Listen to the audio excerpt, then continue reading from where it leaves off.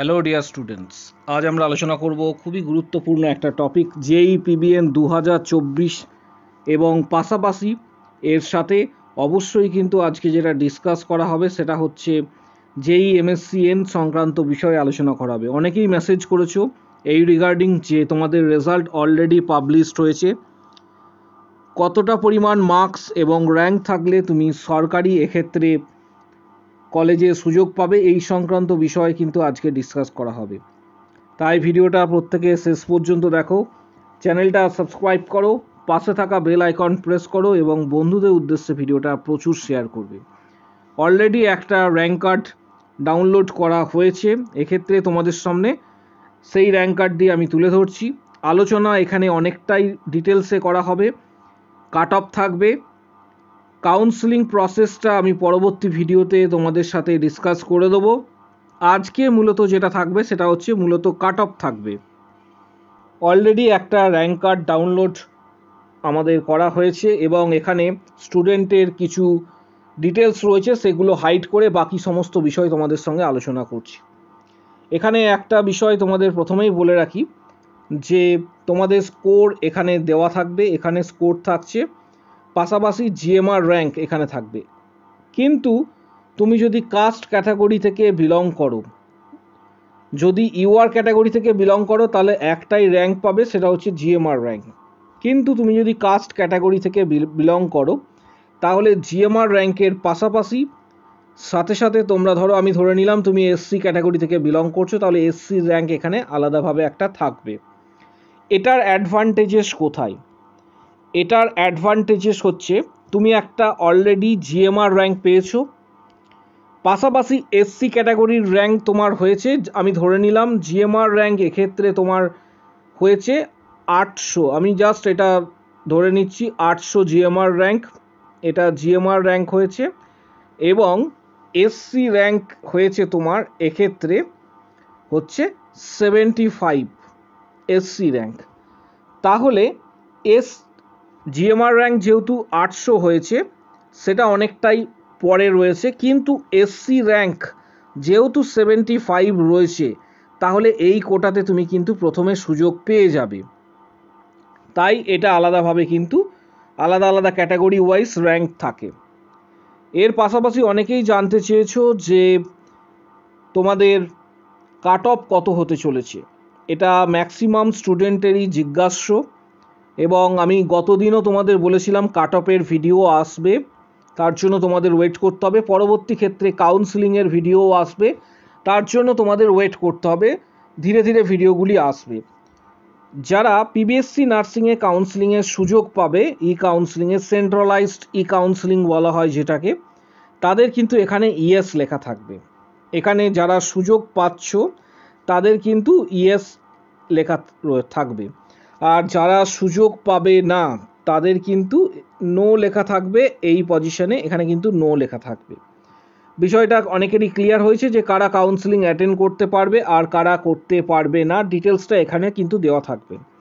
এবার কাট অফের বিষয়ে বলার আগে তোমাদের আগে জানিয়ে রাখবো যে সিট ম্যাট্রিক্স 2022-23 সেশনে কত ছিল।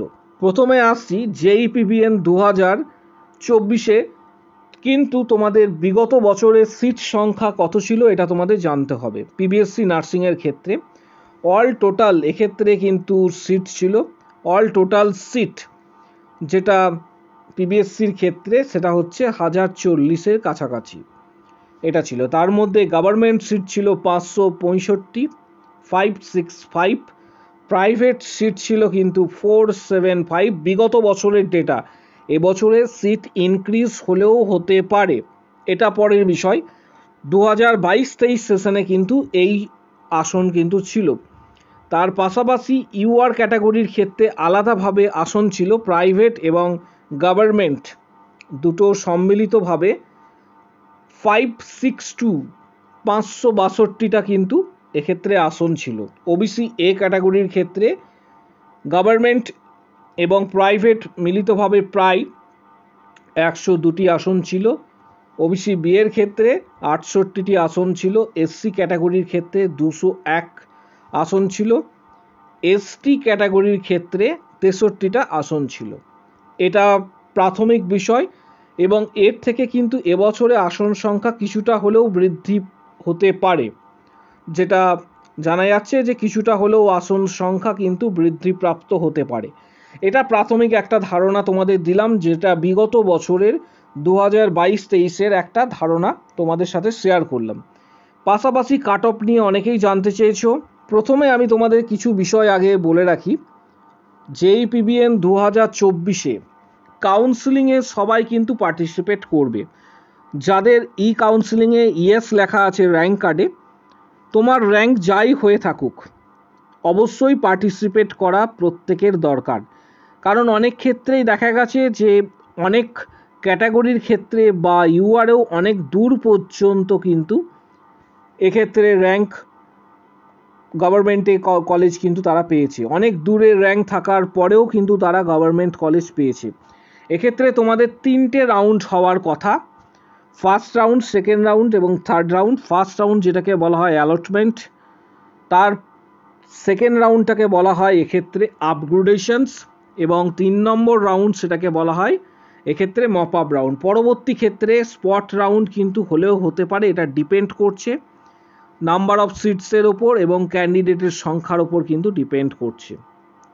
পাশাপাশি আজকের এই ভিডিওর মাধ্যমে তোমরা কিন্তু কাট অফের ভিডিও পেয়ে যাচ্ছ, কতটা পরিমাণ কাট অফ যেতে পারে। প্রথমেই আমি তোমাদের একটা বিষয় শেয়ার করছি, যে কাট অফটা তোমাদের বলবো সেটা কিন্তু 100% মিলবে আমি এটা দাবি করছি না। কারণ কোনো চ্যানেল বা কোনো সংস্থা কেউ দাবি করতে পারে না যে তারা 100% কাট অফের ভিডিও মিলিয়ে দিতে পারে। অতএব আমরাও দাবি করছি না, জাস্ট বিগত বছরের একটা ট্রেন্ড তোমাদের সম্মুখে তুলে ধরছি। বিগত বছরগুলিতে যে পরিসংখ্যান রয়েছে তার নিরিখে তোমাদের এবছরে কোশ্চেন্স অ্যানালিসিস করার পর, রেজাল্ট অ্যানালিসিস করার পর তোমাদের সামনে একটা কাট অফ তুলে ধরছি। তাই ভিডিওটা একদম শেষ পর্যন্ত প্রত্যেকে দেখো। JEE-PBN 2024, আবারও বলছি যে তোমাদের সামনে একটা জাস্ট ট্রেন্ডস তুলে ধরা হচ্ছে, প্রবণতা। বিগত বছরগুলিতে যে পরিমাণ কাট অফ গিয়েছিল সেগুলি অ্যানালিসিস করার পর এবছরের কাট অফ এবং কোশ্চেন্স সম্পূর্ণ দেখার পর একটা জাস্ট ট্রেন্ডস তোমাদের সঙ্গে তুলে ধরা হচ্ছে। এটা 100% মিলবে আমি এটা কখনোই দাবি করছি না, প্লাস মাইনাস এক্ষেত্রে কিন্তু হতে পারে। প্লাস মাইনাস কতটা হবে সেটা আমি পরে আলোচনা করছি। প্রথমে আসছি ইউআর ক্যাটাগরির ক্ষেত্রে। ইউআর ক্যাটাগরির ক্ষেত্রে যে বিষয়টা তোমাদের সাথে শেয়ার করব, ইউআর ক্যাটাগরির গভর্নমেন্টের আসন একদম শেষ রাউন্ড পর্যন্ত যেতে পারে। যারা মোটামুটি 49 থেকে 51 পেয়েছো তারা কিছুটা হলেও সেফ পজিশনে রয়েছো। লাস্ট রাউন্ড পর্যন্ত তোমাদের একটা সুযোগ থাকছে যে গভর্নমেন্ট কলেজ তোমরা কিন্তু পেতে পারো, এবং এটার জন্য মার্কস 49 to 51, 41 প্লাস থাকলে তুমি একটা প্রাইভেট নার্সিং কলেজ কিন্তু পেতে পারো JEE-PBN 2024-এ। পাশাপাশি তোমাদের বলবো ওবিসি এ ক্যাটাগরির ক্ষেত্রে যারা বিলং করছো তাদের এক্ষেত্রে সম্ভাব্য যে স্কোর বা মার্কস সেটা হচ্ছে 43 থেকে 46, এটা লাস্ট রাউন্ড পর্যন্ত বলছি। ওবিসি বি এর ক্ষেত্রে 46 থেকে 49 পর্যন্ত মার্কস থাকলে তুমি সেফ ফিল করতে পারো এবং লাস্ট রাউন্ড পর্যন্ত একটা গভর্নমেন্ট কলেজ পাওয়ার সুযোগ থাকতে পারে। পাশাপাশি এসসি এবং এসটি ক্যাটাগরির ক্ষেত্রে বলবো, এসসি ক্যাটাগরির ক্ষেত্রে তোমাদের মার্কস সম্ভবত যদি তোমার থাকে 37 থেকে 42-এর মধ্যে, তাহলে গভর্নমেন্ট কলেজ তুমি এক্ষেত্রে পাওয়ার সম্ভাবনা কিন্তু তোমার থাকছে লাস্ট রাউন্ড পর্যন্ত। এসটি ক্যাটাগরির ক্ষেত্রে 33 থেকে 38-এর মধ্যে যারা মার্কস পাবে লাস্ট রাউন্ড পর্যন্ত এক্ষেত্রে আশা রাখতে পারো যে তুমি একটা সরকারি কলেজ পেতে পারো। পাশাপাশি তোমাদের বলবো যে ইউআর ক্যাটাগরি থেকে যারা বিলং করছো তাদের ক্ষেত্রে র্যাঙ্ক মোটামুটি 1 থেকে 250-র মধ্যে যারা রয়েছে, জিএমআর র্যাঙ্ক 1 থেকে 250-র মধ্যে, তারা কিন্তু একটা পজিটিভ জায়গাতে রয়েছে। গভর্নমেন্ট কলেজ তোমাদের এক্ষেত্রে পাওয়ার কিন্তু একটা সম্ভাবনা রয়েছে। আমি এটা কখনোই বলবো না যে 100% রয়েছে, কিন্তু চান্সেস তোমরা চেষ্টা করো, একটা চান্সেস কিন্তু তোমাদের থাকছে। এবং এই র্যাঙ্কটা 300 পর্যন্ত ইনক্রিজ করতে পারে। এটা পরবর্তী ক্ষেত্রে আরও তোমাদের স্কোর অ্যানালিসিস করার পর এবং যখন বিষয়টা আরও ধীরে ধীরে ক্লিয়ার হবে তখন তোমাদের সামনে আরও ডিটেলসটা তুলে ধরবো।